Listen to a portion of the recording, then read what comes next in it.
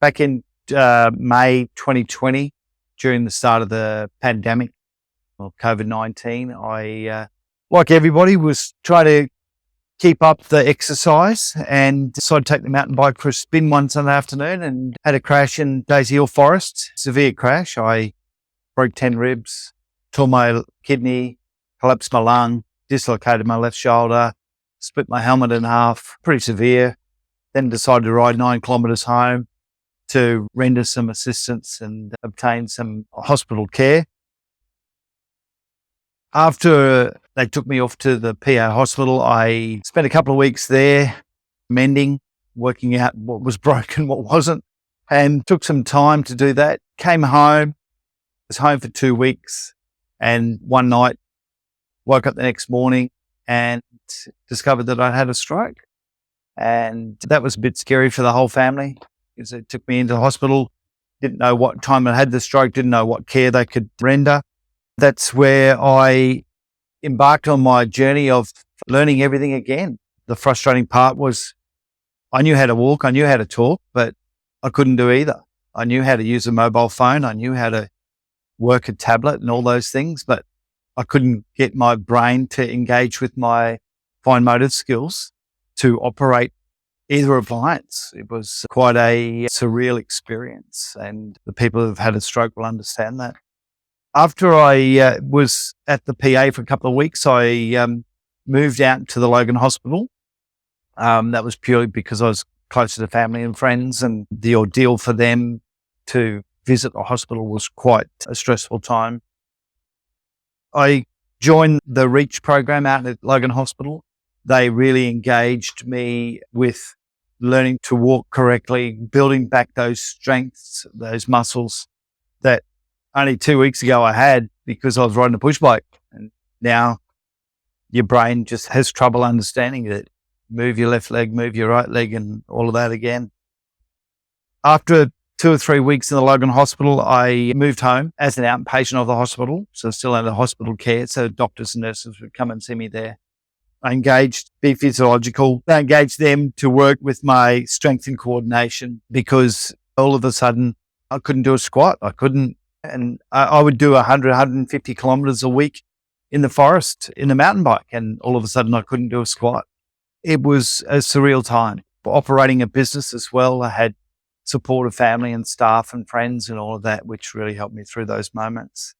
I've gained a lot of resilience. I've gained a lot of motivation from the journey that I've encountered. It's been a time in my life that I'm grateful for. So I was always quite a energetic person at parties and all of that. And all of a sudden I was watching where I put my feet. I really sustained from drinking alcohol. I didn't want to add anything to my instabilities already I had. And for me, especially the first part of the journey, the first 6 months, I had no vision in my left eye, or I had a patch on my left eye. So I was training my left eye to open as well. These are little things that you just forget about until you're asked to relive the journey. I had no depth perceptions. I'd watch where I'd walk and all those sorts of things. So when I was at a party or socially, I was always careful about what I was doing. My personal experience with my history is that I did triathlons. So I'd run, bike and swim. I'd also was quite an adventurous person on the outside and the outdoors. And I did the Kokoda Trek expedition in 2012 for the 75th anniversary of Kokoda. So I was already half a platform there for me, that like training for Kokoda to walk 146 kilometers over the 10 days with 24 kilos on your back. You've already got a bit of a base. So I knew exercise was hard, but I knew the harder you worked, the easier things become. And that was part of my method in my madness to push further and further, because it'll be hard, but it'll give you the rewards. In 2012, several months after I walked Kokoda, I had a heart attack in Townsville. I was on a sales trip.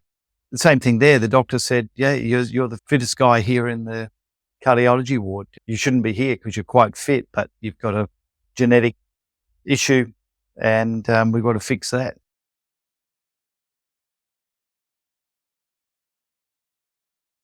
Fitness has always been one thing that I've understood, that with determination and dedication, you can work with that.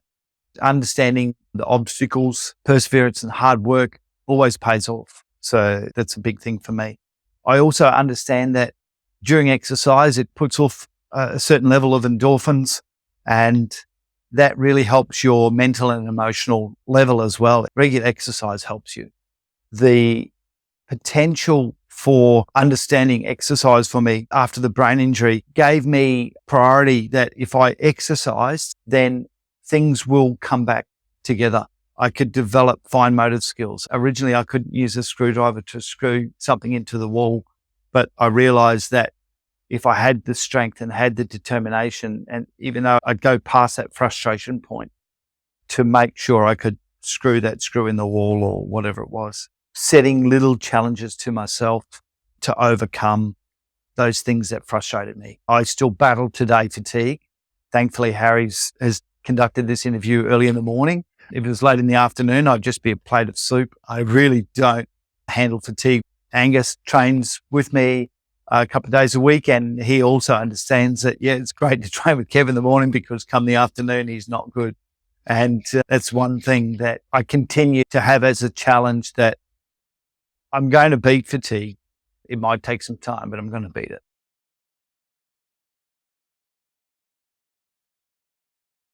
Improved physical strength, coordination, the mobility through the team has helped me immensely. Working with weights, originally walking upstairs was a big challenge, but as much as I hate doing those squats that Angus gives me, I understand that they've helped me with the strength that I can now walk up 20 stairs quite easily.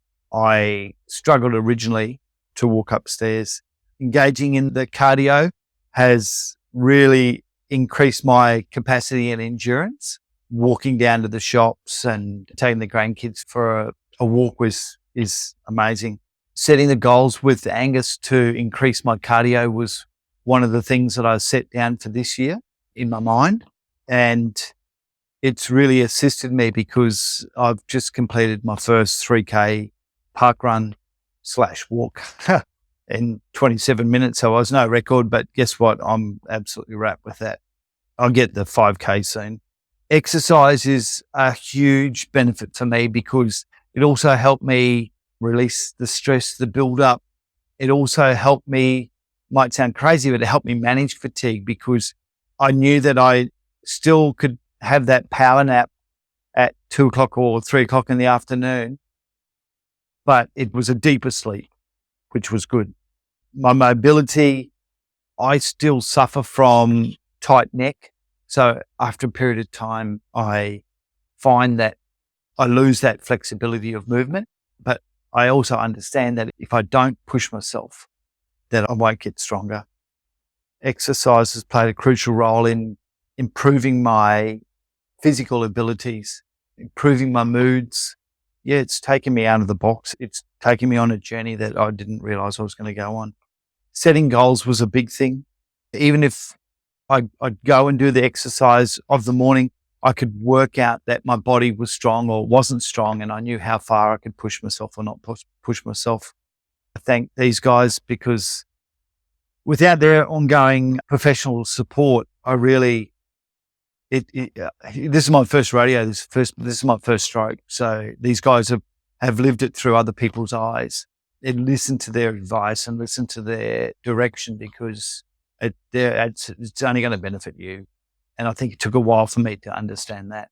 Now I understand that recovery's just increasing at such a rate. It's great. When you start getting stronger or you start getting fitter, how does that? With me, I noticed that I had this cloudiness, this fog over my head all the time and would just creep in and just take over me.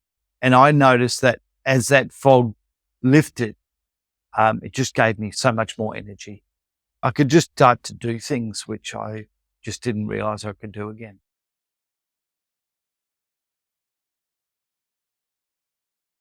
Maintain a positive mindset. That's only one thing that you can do. No one else can do that for you. You want to be down in the dumps and poor me and poor that. It's not about that. It's how can you get better? And you're only going to get better by thinking positively.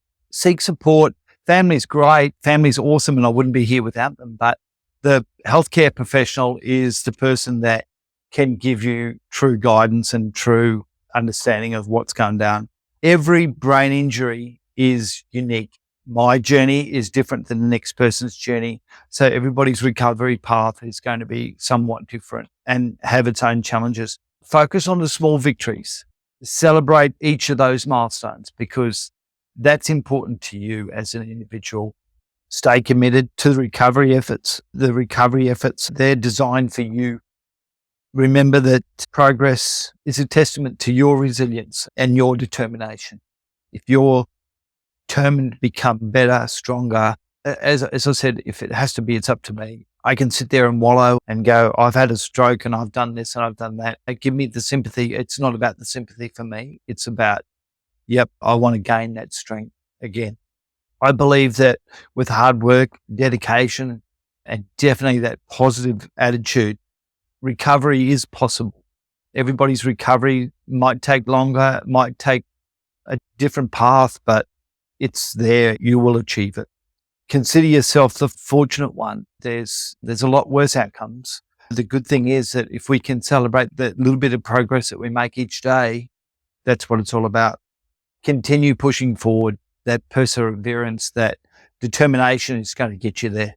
And dedication is a hard thing, but as I said before, the harder it is, the easier it is when you apply it. The harder you train, the easier it is going to be to walk down the road. Put in the energy, you'll get the reward. Consider yourself fortunate of every little bit of progress that you make. You've got the power to shape your journey, your vision, your life. Other people are there to help you. At times I know they feel like they're there bickering at you and pushing you and doing things that you don't want to do, but guess what? It's for you. And it took me a while to understand that myself, and you can become stronger. And if you had an opportunity to rerun the clock, run it back, would you do it differently? Yeah, probably be careful around that corner of the mountain bike. In all honesty, I don't know if I would do anything differently because I've really tried to take on that positive mindset. And I know a lot of people don't do that. And I think it's really important to have that positive mindset. If you can have a positive mindset, you can push through it. And yeah, I know it's hard. Don't worry. I've been there. It's going to be hard, but hard work pays off. But yeah, I don't know if I'd do anything differently. I've engaged the right people. My wife always says, oh my God, you've done so much. You go to lectures and you go to different functions and whatever. I said, look, I'll go to open envelope if it's going to help me or help the next person following me. I want to give back whatever I can to make it work for other people.